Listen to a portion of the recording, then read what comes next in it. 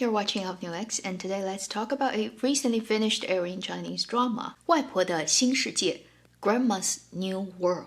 This is an 18-episode web drama that has just finished airing on the platform IQiyi. It is directed by Jiang Xiuqiong, written by Li Qiang, based on an existing manga by the author Kuang Fuyao.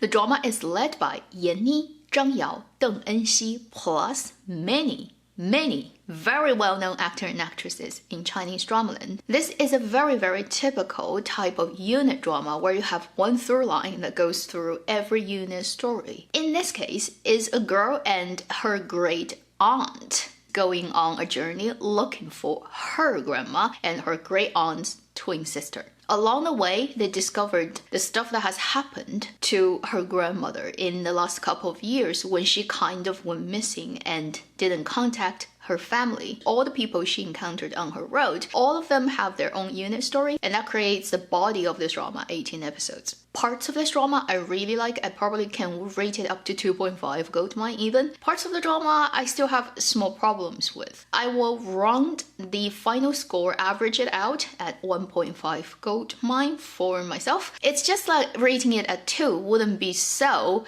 convincing myself. As usual, I'll introduce you to the story first. I kind of already said that, and then the good and bad. In the drama, it's mainly focused on 3 generations of women living in the same family. The youngest is somebody who is at university age, played by Deng Enxi, the daughter of the family. She's a very average, normal girl from a very average family, and she's at the time in her life where she just doesn't know what she needs to do about her life. She has no dream, no really projected career or her future. She's just in limbo. Then her mother, played by the actress Zhang Yao, who I really like, and she's been in so many dramas in recent years. She has been divorced with her husband for a long time. So father of Deng Enxi's role is not so much in the picture, but occasionally he will show up in this drama, and played by the actor Lu Fangsheng. So the mother role runs a rice noodle shop. She's a super practical woman, realistic, and also doesn't have that much of a big dream of her life. She's the average middle-aged woman who has a lot to complain about. Then you have the grandmother. She's a very typical grandma in terms of she's given all her life to husband first, and then her kid, and then the grandkid. All the time of her life is given to other people in the family. She's a great grandma, but because she serves everybody and she's so essential to the function of the family that to a point she becomes invisible, and nobody really thinks of her as an individual human, but always as the grandma. And she happens to have a twin sister, also played by Yan Ni in this case, who had a totally different life from hers. That twin sister never got married, so she's single, and she's very elegant. She learned Chinese medicine. She has her own Chinese medicine practice, and she's the gracefully aging old lady, you can say that. At the beginning of this drama, Yan Ni's grandma had a very bad fall and kind of health problem. Didn't really go too specific about what that is. Could be a brain thing or a heart thing. And the whole family thought, oh, she's gonna die now. But somehow she woke up one day and she's completely healthy and back to normal. Everybody was shocked about the miracle. Then very soon after, they found that grandma disappeared from the family without announcing, without telling anybody. One day people wake up, she's gone. And for a long time, a couple of years, she didn't contact the whole family until one day the granddaughter and the twin sister of the grandma, so her great aunt, decided to go on a journey because they saw something. I thought that's a clue. Following breadcrumbs, trying to find what their sister/grandmother has been doing over the last couple of years and where she's at. Along the way, they found multiple people from all walks of life who had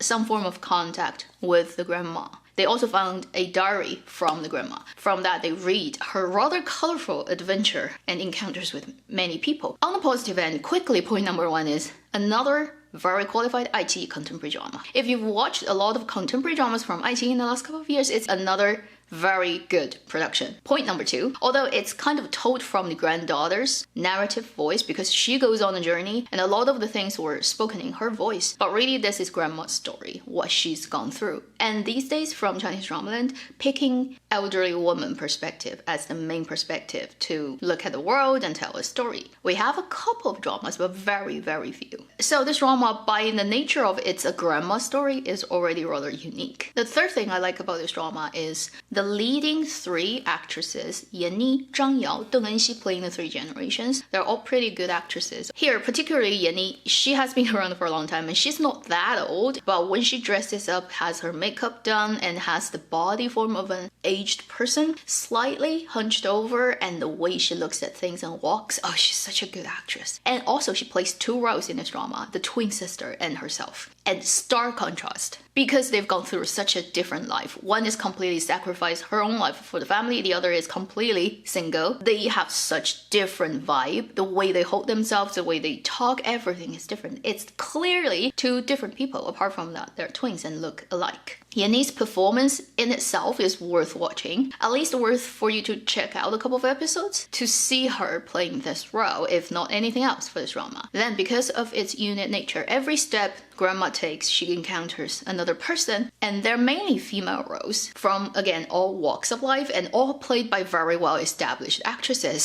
So you're gonna come across Huang Yao, who's a young actress, but she's been really active in recent years and kind of always been in hard to get into sought-after projects, particularly with Zhongwu Yangguang. You would also see Yao Chen. She's been around for too long, and she's been actually the lead actress for quite a lot of stuff before, even with IQiyi before. You would also come across Wang Luodan. She's not so active these days, but there was a period of time about a decade ago that she was quite on the top of the game in both drama and film land. You would also see Liu Ling, don't need introduction, one of the best actresses of her age. And all those different people's stories are linked up with the grandma's travel, and overall, the way the story is told is very light, although often it looks at rather heavy topics related to contemporary life and women, but it takes that very soft, gentle, and occasionally rather funny angle of things. It lightens the impact and the load of the heavy topic it touches on. So after you watch 18 episodes, I'm pretty sure you're not gonna get depressed in any way or feeling like your blood pressure is at any point exploding. So overall, it's not a tasking drama on you to watch it. These are the positive things about this drama. Then, what is not so great? Why didn't I give it a 2 or even 3 gold mine?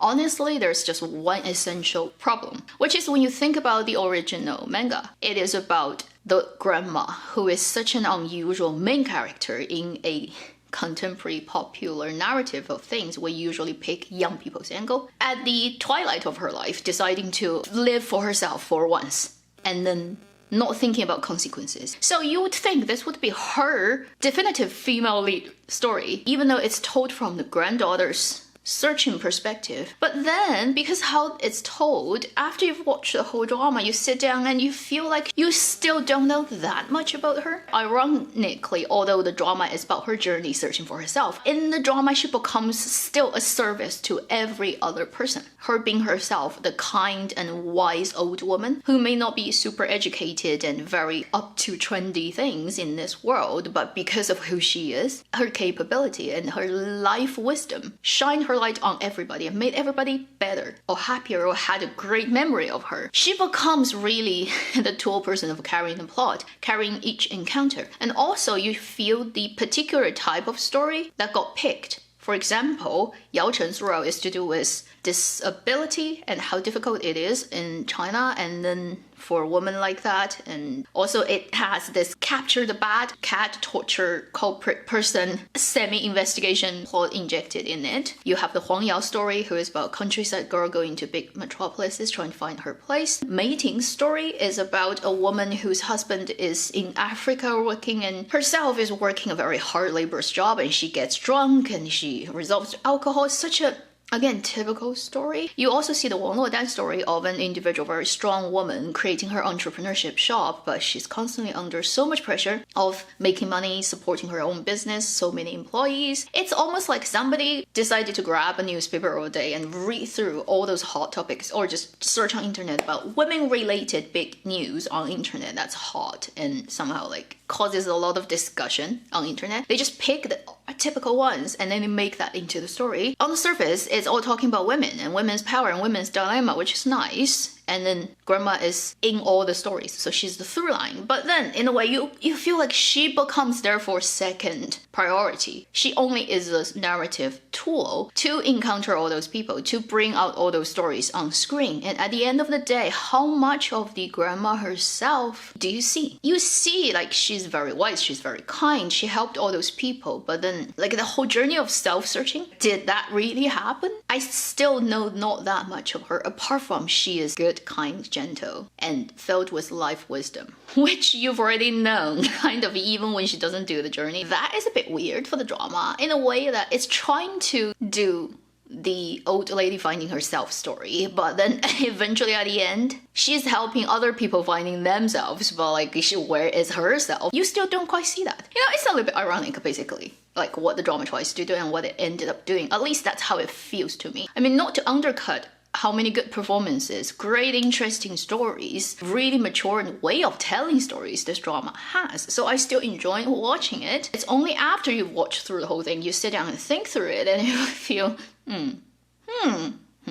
or the afterthought kind of rated the drama down. So this is a quite unusual drama in that sense. It's an unusual topic, and then it does the things in ways that I reserve, in my opinion, about like whether the drama has achieved what it wants to achieve. So I feel like I didn't waste my time watching this drama. And for all the reasons I've already stated after the good points, I think it could still be checked out for a bit before you decide whether you want to watch through the whole thing. Again, it's one of those dramas that wouldn't create such a huge wave in drama land, but it's nice to have. It's a unique little flower there, and in that way I highly appreciate that IQiyi would want to take on this type of project when it in no ways look like it's gonna make a huge amount of money. That should conclude my review on the drama 外婆的新世界 Grandma's New World. Thank you for watching. I'm New X. I'll see you in my next video. Meanwhile, live long and happy drama watching.